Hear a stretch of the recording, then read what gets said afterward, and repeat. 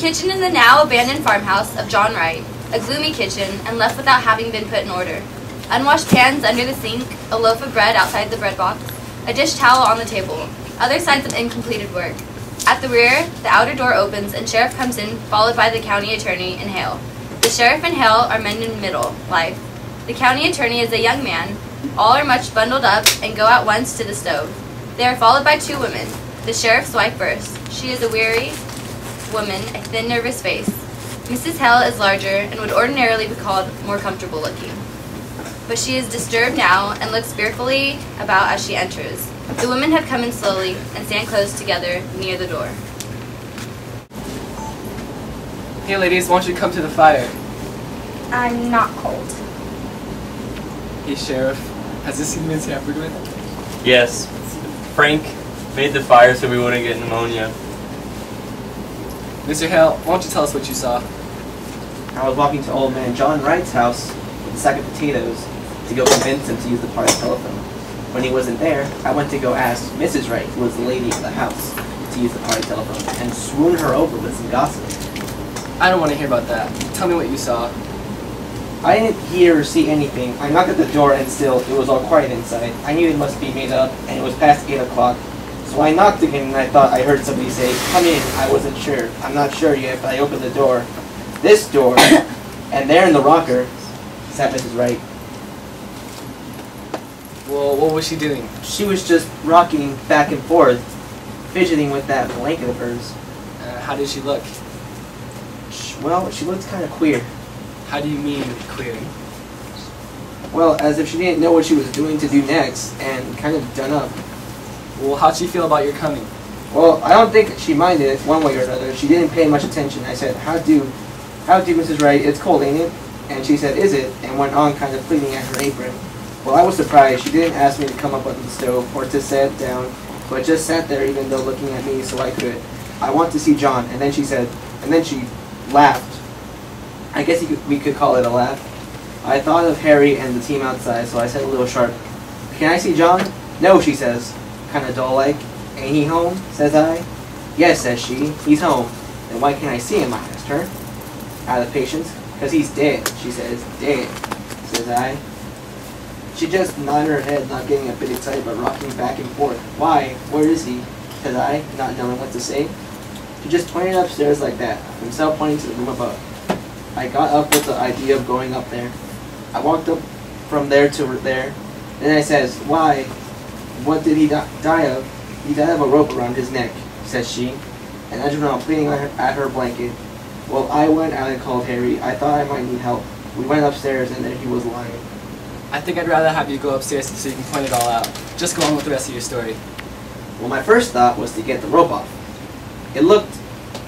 But Harry, he went up to him and he said, "No, he's dead all right, and we better not touch anything." So we went back downstairs. He was still sitting that same way. "Has anybody been notified?" I asked. "No," says he, unconcerned. "Who did this, Miss Wright?" said Harry. He said it businesslike, and she stopped bleeding off her blanket. "I don't know," she says. "You don't know?" says Harry. "No," says she. "Weren't you sleeping in the bed with him?" says Harry.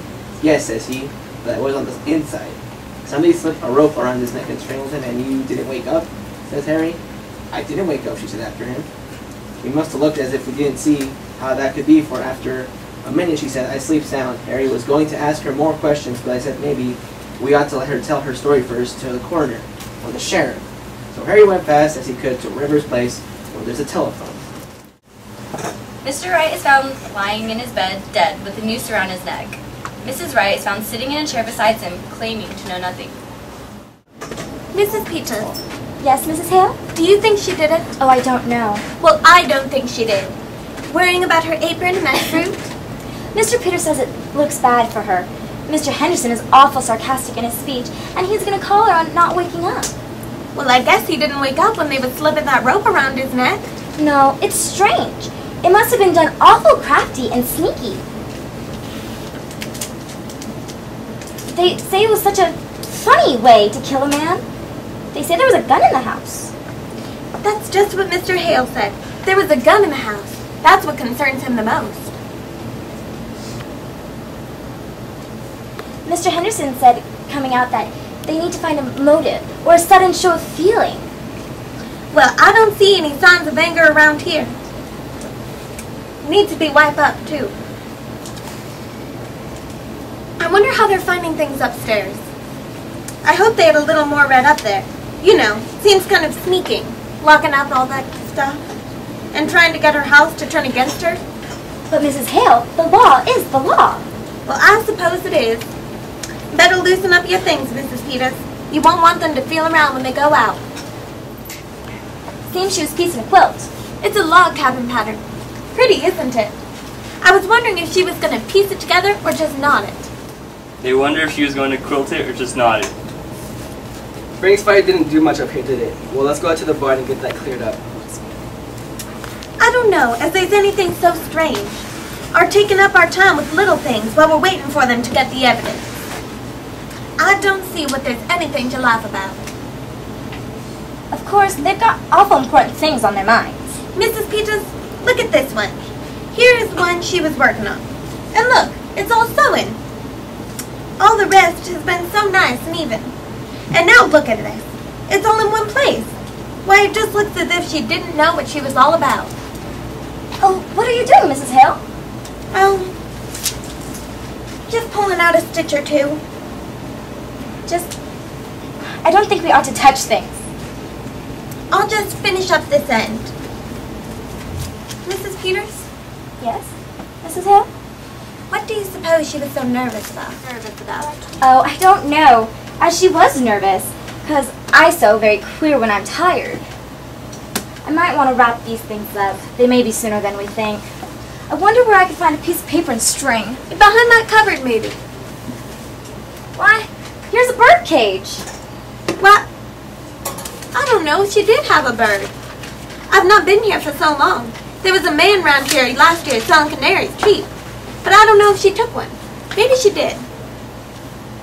She used to sing real pretty to herself. It's pretty funny to think of a bird here, but she must have had one, or why would she have a cage? I wonder what happened to it. I suppose the cat got to it. She didn't have a cat. She's got that feeling some people have about cats, being afraid of them. My cat got in a room and she was real upset and I had to take it out. My sister Bonnie's like that. Queer, isn't it? Why, look at this door. It's broke. One hinge is pulled apart.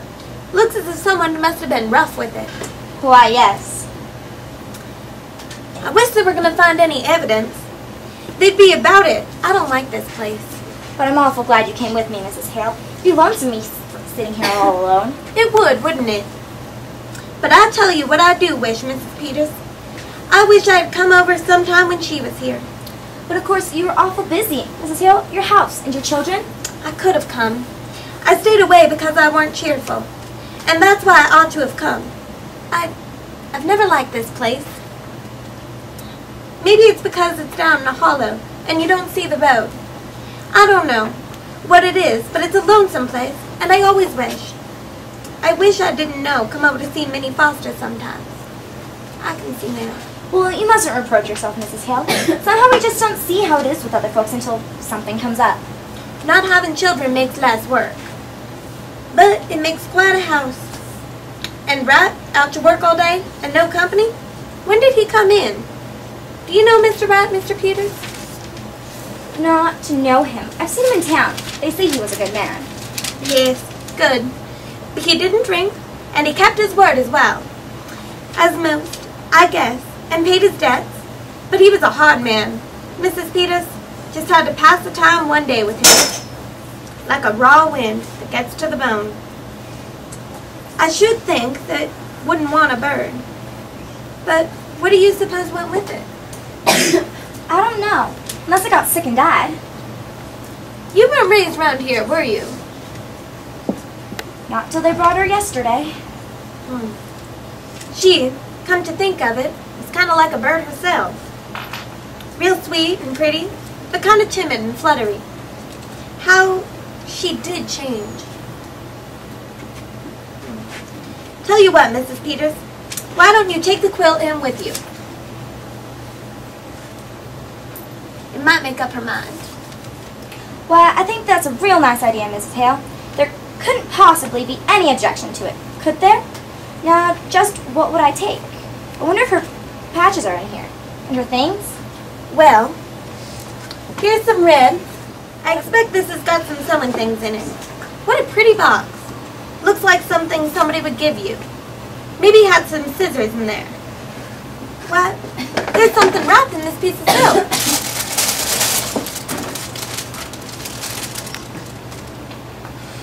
Why, this isn't her scissors. Oh, Mrs. Peters, It's the bird. But Mrs. Peters, look at it. Its neck. Look at its neck. Somebody wrung its neck. The women unknowingly uncovered the motive to Mr. Wright's murder.